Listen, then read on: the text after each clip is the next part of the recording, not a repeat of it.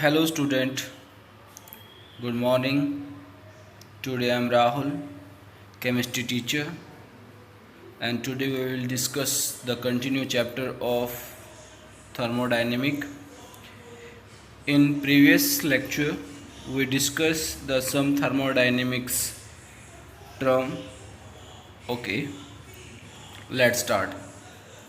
तो बेटा हम पहले भी कर रहे थे कि एंथैल्पी पढ़ रहे थे हम, तो एंथैल्पी ऑफ न्यूट्रलाइजेशन आज हम डिस्कस करेंगे। तो आपको नाम से पता चल रहा होगा क्या कि एंथैल्पी ऑफ न्यूट्रलाइजेशन होता क्या है। न्यूट्रलाइजेशन का तो मतलब आप समझते ही होंगे क्या। न्यूट्रलाइजेशन का मतलब होता है कि भाई जब कोई चीज़ दो सॉल्यूशन को हम क्या करेंगे, ऐड करेंगे और वो क्या हो जाए, न्यूट्रलाइज हो जाए, तो उसको हम बोलेंगे एंथैल्पी ऑफ न्यूट्रलाइजेशन। क्लियर। तो जैसे कि और उस ड्यूरेशन में कितने अमाउंट की हीट इवोल्व होती है, तो वो होता है एंथैल्पी ऑफ न्यूट्रलाइजेशन। क्लियर। तो एंथैल्पी चेंज डेफिनेशन पढ़ रहा हूँ बेटा मैं। Enthalpy change accompanying for the neutralization of 1 gram equivalent of the acid by a base। अगर आप क्या करें, दोनों का जो अमाउंट है इक्वलेंट ले, ठीक है, ध्यान सुनना, दोनों यानी एसिड का भी आपने वेट 1 ग्राम इक्वलेंट ले लिया और बेस का भी 1 ग्राम इक्वलेंट वेट लिया है, और दोनों को आपने क्या कर दिया, मिक्स कर दिया, तो उस ड्यूरेशन कितनी अमाउंट में जो सॉल्यूशन बनता है, तो कितनी एंथैल्पी उसने इवोल्व की या एब्जॉर्ब करी, ठीक है, तो वो होती है एंथैल्पी ऑफ न्यूट्रलाइजेशन। जैसे कि NaOH प्लस HCl क्या बनाएगा, NaCl। तो जब भी आप एसिड और बेस को क्या करते हो, न्यूट्रलाइज करते हो, तो some amount of heat evolve होती है, जिसको बोलेंगे हम एंथैल्पी ऑफ न्यूट्रलाइजेशन। तो enthalpy of neutralisation for acid and base, strong acid strong base की जो होती है -57.1 किलो जूल पर मोल होती है। The neutralisation process depend upon the combustion of the H ion producing during the ionization of acid and OH ion producing by the ionization of base। सही बात है कि जो ये न्यूट्रलाइजेशन होती है किसके थ्रू होती है, कि भाई अगर जो आपका एसिड है वो क्या प्रोड्यूस करे, H प्लस आयन कंबशन करे, और जो बेस है वो क्या प्रोड्यूस करे, OH नेगेटिव प्रोड्यूस करे, क्योंकि एसिड जो होगा वो H रिलीज़ करेगा, बेस जो होगा OH नेगेटिव रिलीज़ करेगा, ठीक है। तो उन दोनों पे डिपेंड करता है मेनली न्यूट्रलाइजेशन। अगर मान के चलो आप एक वीक एसिड ले लिया, आपने सपोज करो एसिटिक एसिड ले लिया, तो एसिटिक एसिड तो इतनी जल्दी क्या करेगा, H प्लस देगा, जितनी जल्दी क्या दे देगा, NaOH OH नेगेटिव दे सकता है। तो उनका जो न्यूट्रलाइजेशन पॉइंट आएगा वो भी क्या आएगा, अलग आएगा। ये नहीं है कि हर एसिड और बेस का जो न्यूट्रलाइजेशन पॉइंट है वो एक ही आएगा। तो ये नहीं डिपेंड करता है किस पे, ionisation of the H plus and OH negative पे। क्लियर हो गया बेटा। तो नेक्स्ट बेटा एंथैल्पी ऑफ सॉल्यूशन। तो एंथैल्पी ऑफ सॉल्यूशन क्या है कि जब आप किसी चीज़ को क्या करते हैं, मानो 1 मोल ऑफ सब्सटेंस लिया, अगर आप उसको लार्ज वॉल्यूम ऑफ वाटर के अंदर क्या करते हो, डिसॉल्व करते हो, ठीक है, तो during that process formation of solution that heat is evolved, ठीक है, तो उसको हम बोलेंगे एंथैल्पी ऑफ सॉल्यूशन। कि एंथैल्पी चेंज जो आएगा कब, फॉर द डिसोल्यूशन, जब आप डिसॉल्व करोगे किसको, और 1 मोल ऑफ सब्सटेंस को with large volume of water, that means solvent. Clear हो गया। फॉर एग्जांपल KCl है, KCl को अगर आप क्या करते हो, वाटर के अंदर डाल देते हो, तो KCl का एक्वा सोल्यूशन बन जाएगा। तो ड्यूरिंग दैट हीट जो होएगी उसकी एंथैल्पी होएगी 18.6 किलो जूल पर मोल, तो उसकी एंथैल्पी उस टाइम इवोल्व होती है। तो उस प्रोसेस को हम बोलते हैं एंथैल्पी ऑफ सॉल्यूशन। इसके बाद है बेटा enthalpy of atomisation. Enthalpy of atomisation का मतलब क्या है कि अगर आपके पास क्या है, कोई एक मॉलिक्यूल है और उसको सिंगल एलिमेंट में आपने ब्रेक डाउन करना, ठीक है, जैसे CH4 है, तो CH4 को आप सिंगल उसके एलिमेंट्री स्टेट में लेके आते हो, यानी कार्बन और 4 हाइड्रोजन, तो उसको जो एंथैल्पी वर्ल्ड होएगी तो वो होएगी आपके enthalpy of atomisation. Enthalpy change accompanying for the conversion of 1 mole of substance dissociate into its gaseous atom। 1 mole of substance को आप क्या कर रहे हो बेटा, डिसोशिएट ही तो कर रहे हो, किस में, into its gaseous स्टेट में, जैसे कार्बन है, हाइड्रोजन है, ऑक्सीजन है, ठीक है, इस वे में, तो उसको बोलेंगे enthalpy of atomisation.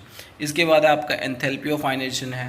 Enthalpy of ionisation का मतलब क्या है कि आयन में ब्रेक डाउन करना। जैसे अभी HCl की बात कर रहे थे हम, enthalpy of change accompany for the dissociation of A covalent compound in A water produce ion in solution. मतलब आपने क्या करना, एक कंपाउंड लेना और वो कंपाउंड कैसा कोवलेंटली बॉन्डेड होना चाहिए, जैसे HCl, ठीक है। उसको जब आप वाटर के अंदर डालते हो तो वो क्या करता है, डिसोशिएट होता है किसके अंदर, इनटू इट्स आयन के अंदर। जैसे HCl है तो H+Cl नेगेटिव के अंदर डिसोशिएट होगा। तो ड्यूरिंग दैट प्रोसेस जब आयनेशन होगा तो कितनी अमाउंट में हीट इवॉल्व हुई है, तो वो या एब्जॉर्ब हुई है या कितना चेंज आया है, ठीक है। और मिली चेंज आप कैसे निकालते हो, enthalpy of product minus enthalpy of reactant. ये चेंज ऐसे निकलता है डेल्टा एच। ध्यान रखना बेटा इस बात का, ये नहीं कि भाई डेल्टा एच सिर्फ एक ही उसका होता है, नहीं नहीं, रिएक्टेंट का अलग होगा, प्रोडक्ट का अलग होगा। रिएक्टेंट जब आप दोनों को ऐड करोगे, ठीक है, इस तरह से जो टोटल हमारे पास हमें पता है कि 75.2 किलो जूल पर मोल होता है। इसके बाद बेटा पेज नंबर हम 16 पर मूव कर चुके हैं, ठीक है। नेक्स्ट है एंथैल्पी फॉर्मेशन ऑफ आयन, कि भाई ड्यूरिंग जब आप क्या करते हो, मॉलिक्यूल को बनाते हो तो उस टाइम कितनी एंथैल्पी इवॉल्व होती है। जैसे फॉर एग्जांपल आपको एंथैल्पी फॉर्मेशन ऑफ आयन निकालनी है, आयन जैसे क्लोराइड हो गया, H+ हो गया, इन चीज़ की बता देते हैं कैसे। जैसे फॉर एग्जांपल यहाँ पर आपको एक रिएक्शन दे रखी है HCl की जो आयनाइजेशन है ना, formation of ion, standard enthalpy of formation दे रखी है, वो दे रखी है 75.2 किलो जूल पर मोल है। Enthalpy of reaction, sorry, enthalpy of reaction दे रखी है 75.2 किलो जूल पर मोल, अभी जो आपने देखी थी।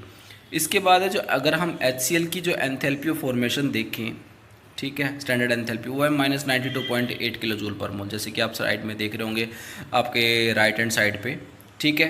तो हमने क्या किया, अब इसकी एंथैल्पी ऑफ रिएक्शन निकाली। तो एंथैल्पी ऑफ रिएक्शन कैसे निकालोगे आप, enthalpy of product minus enthalpy of reactant तो निकालोगे। तो इन्होंने क्या किया, स्टैंडर्ड एंथैल्पी ऑफ फॉर्मेशन, ठीक है, of H+, standard enthalpy of formation of chloride ion, ठीक है, और minus standard enthalpy of HCl, ठीक है। ये तो आपके हो गए HCl की हो गई, ये दोनों के दोनों, ठीक है। और ये होगी HCl की वैल्यू आपको दे रखी है, एंथैल्पी ऑफ फॉर्मेशन जो है -92.8 है, और एंथैल्पी ऑफ रिएक्शन आपको दे रखी है 75.28 है। तो आपके पास जो enthalpy of formation of ions यानी H+Cl नेगेटिव की आपके पास आ जाएगी -168 किलो जूल पर मोल, ठीक है। इसके बाद है enthalpy of hydration. Enthalpy of hydration का मतलब क्या है, जब आप किसी सब्सटेंस को एनहाइड्रस सॉल्ट को वाटर के अंदर डालते हो, ठीक है, तो उस टाइम में जो हीट इवॉल्व होती है तो एंथैल्पी ऑफ हाइड्रेशन होती है, हाइड्रेटेड साल्ट में कन्वर्ट हो जाता है ना, anhydrous salt convert into hydrous salt, ठीक है। Enthalpy change accompanying by the for the conversion of 1 mole of anhydrous salt combine with required number of moles of water, ठीक है, to convert into hydrate salt, ठीक है। आपके पास कोई एक anhydrous salt होता है तो उसको कन्वर्ट होने के लिए किस में, हाइड्रेटेड साल्ट में कन्वर्ट होने के लिए कितने वाटर के मॉलिक्यूल चाहिए होते हैं, उसके साथ हम रिएक्ट कराते हैं, और जितनी हीट इवॉल्व या एब्जॉर्ब होती है वो एंथैल्पी ऑफ हाइड्रेशन होती है। जैसे कि यहाँ पर कॉपर सल्फेट जो कि पेंटाहाइड्रेट बन चुका है, उसकी जो एंथैल्पी ऑफ हाइड्रेशन है 78.2 किलो जूल पर मोल है बेटा। इसके बाद बेटा एंथैल्पी ऑफ हाइड्रोजनेशन है। एंथैल्पी ऑफ हाइड्रोजनेशन का मतलब क्या है, हाइड्रोजन का एडिशन कराना। तो सिंपल सा यही है, enthalpy change accompanying for the conversion of 1 mole of unsaturated organic compound is completely hydrogenated. अगर हम अनसैचुरेटेड कंपाउंड लेते हैं और उसके अंदर हाइड्रोजन ऐड करते हैं तो वो किसमें, सैचुरेटेड कंपाउंड के अंदर कन्वर्ट हो जाता है, तो उसमें जो हीट इवॉल्व होएगी तो उसको बोलेंगे हम एंथैल्पी ऑफ हाइड्रोजनेशन। इसके बाद है एंथैल्पी ऑफ एलोट्रोपिक ट्रांसफॉर्मेशन। भाई एक एलोट्रोप का दूसरे एलोट्रोप में ट्रांसफॉर्म होना, ठीक है, उसके लिए आप कितनी हीट की सप्लाई करते हो, ठीक है, तो वो उसकी होगी enthalpy of allotropic formation transformation है।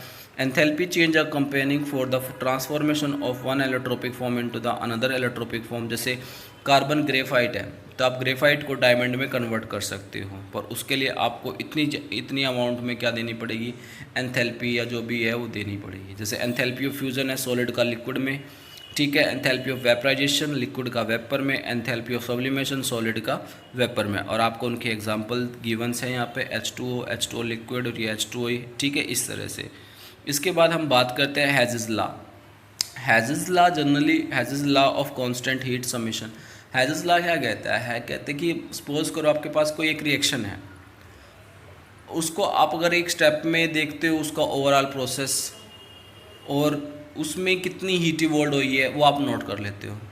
अगर आप उसी रिएक्शन को आप मल्टीपल स्टेप में करते हो तो तब भी ही उतनी ही हीट इवॉल्व होएगी जितनी कि एक स्टेप में इवॉल्व हो रही है। ध्यान रखना बेटा, समझ रहे हो?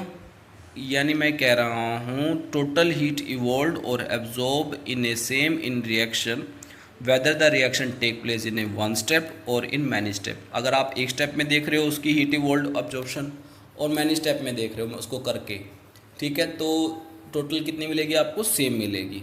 ठीक है, जरा सपोज करो आपको ए से डी जाना है, ए से डी जाना है तो आप डायरेक्ट भी जा सकते हो या फिर आप घूम के जा सकते हो।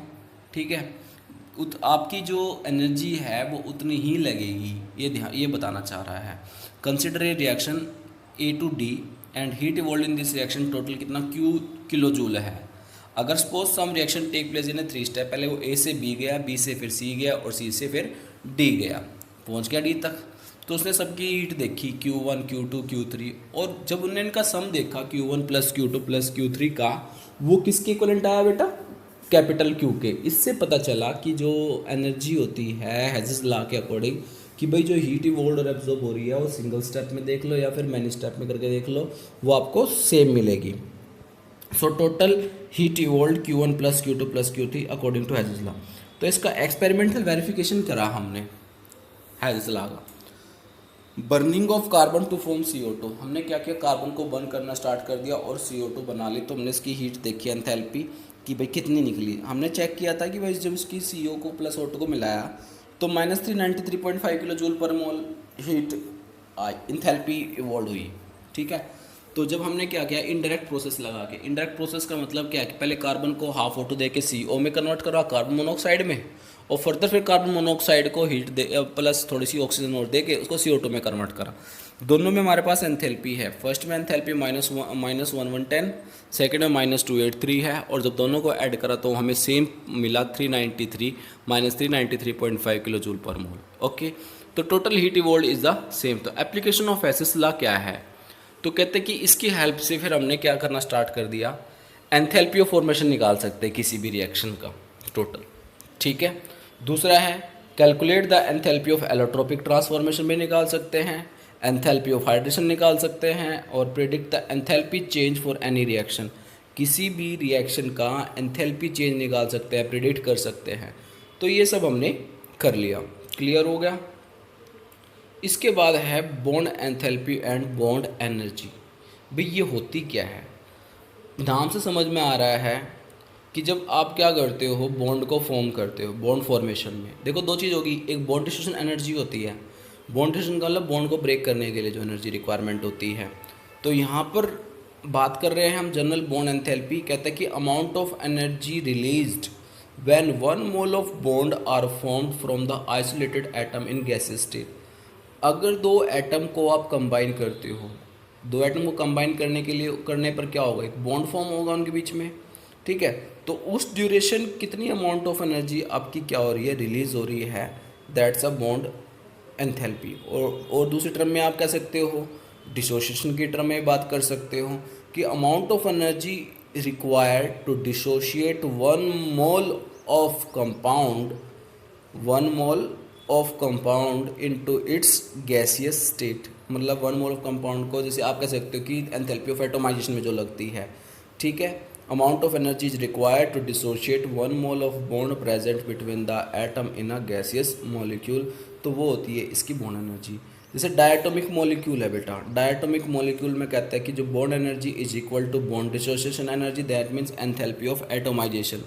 ठीक है, तो फॉर एग्जांपल जैसे H2O2 N2 HCl sorry HCl HF etcetera. और इन पॉलीएटॉमिक मॉलिक्यूल में जब हम बॉन्ड एनर्जी, हाँ अब यहाँ पे एक बात आती है, यहाँ पे डायटोमिक में हमने एक चीज़ कंसिडर किया कि जो बॉन्ड एनर्जी है और वो डिसोसिएशन की और एंथैल्पी ऑफ फॉर्मेशन की, वो दोनों सेम आती है, जबकि पॉलीएटॉमिक मॉलिक्यूल के अंदर जो बॉन्ड एनर्जी है is not equal to bond dissociation energy. That means average value of bond energy is calculated. For example in CH4, CH bond energy जो है वो आपको दे रखी है इतनी, सबकी अलग अलग, मतलब अलग अलग बॉन्ड तोड़ने के लिए अलग अलग एनर्जी लगी, 427 इतनी इतनी इतनी, तो हमारी टोटल आ गई 1665, ठीक है। जब इसकी एवरेज बॉन्ड एनर्जी निकाल ली तो उसको हमने क्या कर डिवाइड कर दिया 4 से, तो एवरेज डिवाइड एनर्जी आ गई हमारे पास 416 आ गई। तो calculation of enthalpy in term of bond reaction, bond enthalpy कैसे निकालोगे आप? तो सम ऑफ द बॉन्ड, इसमें ध्यान रखना बेटा, ये बड़ी चीज़ है। एंथैल्पी ऑफ रिएक्शन जो है sum of the bond energy of reactant minus sum of the bond energy of the product. और जनरली हम क्या करते हैं बेटा, प्रोडक्ट माइनस रिएक्टेंट करते हैं, but in case of a bond enthalpy, और में आपने ध्यान रखना है जब भी आप बॉन्ड एंथैल्पी निकालोगे तो रिएक्टेंट माइनस प्रोडक्ट करोगे, ये आपको ध्यान रखना पड़ेगा, ठीक है। इसके बाद हम मूव करते हैं बेटा सेकंड लॉ पे। किस पे मूव कर रहे हैं अब हम? सेकंड लॉ पे मूव कर चुके हैं। तो सेकंड लॉ ऑफ थर्मोडायनेमिक क्या है? जनरल सा डिस्कशन है हमारा थोड़ा सा, कि energy of the universe increase in course of every spontaneous change. कि भाई एंट्रोपी, एंट्रोपी होती क्या है? Mainly measurement of the randomness of the particle, this is the entropy. कि एंट्रोपी का जनरली क्या करना? इंक्रीज होना, ठीक है। वो कहता है ये तो एक स्पॉन्टेनियस प्रोसेस है। एंट्रोपी ऑफ द यूनिवर्स, कि भाई जो हमारा सराउंडिंग और सिस्टम है, ठीक है, entropy of the universe increase करती है in course of every spontaneous process. जितने भी स्पॉन्टेनियस चेंज होंगे उनमें एंट्रोपी क्या करेगी? इंक्रीज करेगी। समझ में आया? कि जितने भी आपके स्पॉन्टेनियस प्रोसेस होंगे उनमें एंट्रोपी का इंक्रीज होना चाहिए। This law decided the spontaneity of a physical and chemical process. तो इस लॉ ने थोड़ा सा स्पॉन्टेनिटी के बारे में बताया हमें। सेकंड लॉ में सेकंड लॉ जो है एंट्रोपी बेस्ड भी है, कि भाई इसने कहा कि एंट्रोपी ऑफ द सिस्टम, जो यूनिवर्स है, वो इंक्रीज करेगी कब? किसकी? जब स्पॉन्टेनियस, जितने भी स्पॉन्टेनियस प्रोसेस होंगे। सिंपल सी बात ये है। तो दो तरह के प्रोसेस है बेटा, एक फिजिबल प्रोसेस जिनको हम स्पॉन्टेनियस प्रोसेस बोलते हैं, और एक होते हैं नॉन फिजिबल प्रोसेस जो आपके क्या होंगे? Non spontaneous. स्पॉन्टेनियस प्रोसेस होते क्या है? जो मेनली अपने आप होते हैं, हम यही कह सकते हो। नॉन स्पॉन्टेनियस जो अपने आप नहीं होते, उनको कराने के लिए आपको कोई ना कोई ड्राइविंग फोर्स लगाना पड़ता है। जैसे हम बात करें पानी का ऊपर से गिरना, तो पानी ऊपर से नीचे तो गिर जाएगा अपने आप, उसमें तो कोई आपको किसी की मोटर की ज़रूरत नहीं होती, ठीक है। तो वो होता है स्पॉन्टेनियस। अगर पानी को नीचे से ऊपर चढ़ाना है, जनरल की बात कर रहा हूँ, एक हेड पंप जैसे आपकी, तो उसके लिए आप क्या करते हो? मोटर यूज़ करते हो। तो वो आपने एक ड्राइविंग फोर्स लगाया कि जिसकी वजह से आप पानी को ऊपर चढ़ा रहे हो, तो ये अपने आप तो नहीं हुआ अपने। तो ऐसे प्रोसेस होंगे नॉन स्पॉन्टेनियस जो अपने आप नहीं होते, ठीक है। दोज, पहला पॉइंट है बेटा, those reaction which proceed bye it's self, अपने आप हो रहा है, और बाय इनिशिएशन इफ़ नीडेड, अगर थोड़ी सी ज़रूरत पड़ेगी तब वो दे दिया, थोड़ा सा उसको इनिशिएट कर दिया, फिर वो रिएक्शन अपने आप होती रहती है, तो उसको हम बोलते हैं feasible. And those reaction which neither take place by itself not take place by initiation, ना तो वो अपने आप होती और ना ही थोड़ा सा इनिशिएट करने पे होती, ठीक है। तो ऐसी रिएक्शन होती है हमारी non spontaneous process. For example dissolution of sugar in water, evaporation of water. जैसे आप शुगर इन वाटर को डिज़ोल्व कर दो, थोड़ी देर के बाद वो अपने आप डिज़ोल्व हो जाएगी, ठीक है। तो ये हो गया स्पॉन्टेनियस प्रोसेस हो गया। For example electrolysis of water, ठीक है, dissolution of sand in water. तो ये डिज़ोल्व नहीं होने के, चाहे आप जितना मर्जी इनिशिएट कर दो, चाहे वो कुछ कर लो, ठीक है। तो ये आपके नॉन स्पॉन्टेनियस प्रोसेस है बेटा। क्लियर हो गया या नहीं? इसके बाद है flow of heat from, next page में मूव कर चुका हूँ बेटा 19 पेज पे। Flow of heat from higher to lower temperature, जो स्पॉन्टेनियस प्रोसेस है, हमेशा हीट का फ्लो कहाँ से होगा? हायर टू लोअर टेम्परेचर ही होगा। बट अगर बात करें इसमें नॉन स्पॉन्टेनियस जो नॉन फिजिबल है, उसमें आप लो टेम्परेचर, लो मतलब लो से हाई की तरफ पहुँचा सकते हो, ठीक है। From flow of heat from low to high temperature, ठीक है। लो से हाई टेम्परेचर पे आप देखो कैसे करोगे आप, तो उसको बाहर से गर्म करना पड़ेगा आपको, तभी से लो टेम्परेचर से हाई टेम्परेचर पे जा सकते हो। बट हाई टेम्परेचर को आप लो टेम्परेचर में जरूर कन्वर्ट कर सकते हो। जैसे मान कर ठंडा जरूर एट ए रूम टेम्परेचर ला सकते हो। मान के आपने कोई रोड हीट करी और रोड को हीट करने पर आप उसको थोड़ी देर के लिए रूम टेम्परेचर पर रख दो, तो अपना आप जो होगा हाई टेम्परेचर कहाँ आ जाएगा? लो टेम्परेचर पे आ जाएगा, ठीक है। बट लो टेम्परेचर को आप हाई टेम्परेचर देने के लिए थोड़ा सा आपको क्या करना है? इनिशिएट करना पड़ेगा, ठीक है, ज़्यादा से ज़्यादा थोड़ा सा, तो वो प्रोसेस होगा। नेक्स्ट है flow of water down the hill. Flow of water down the हिल मतलब पहाड़ी से नीचे गिरना, ठीक है।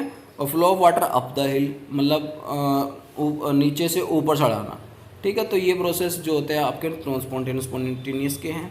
फॉर एग्जांपल है heating of calcium carbonate into CaO plus CO2 and gases का फ्लो करता है from low pressure to high pressure होता है।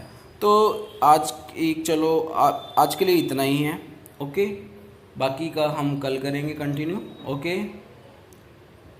तो this is all about our thermodynamic, जिसमें आज हमने कुछ एंथैल्पीज पढ़े, एंथैल्पी क्या, ट्रांसफॉर्मेशन पढ़ा, ये सब पढ़ा। ठीक है, तो बाकी का जो हम आगे कल कंटिन्यू करेंगे बेटा। Okay, thank you. वीडियो को लाइक शेयर और सब्सक्राइब ज़रूर करना है।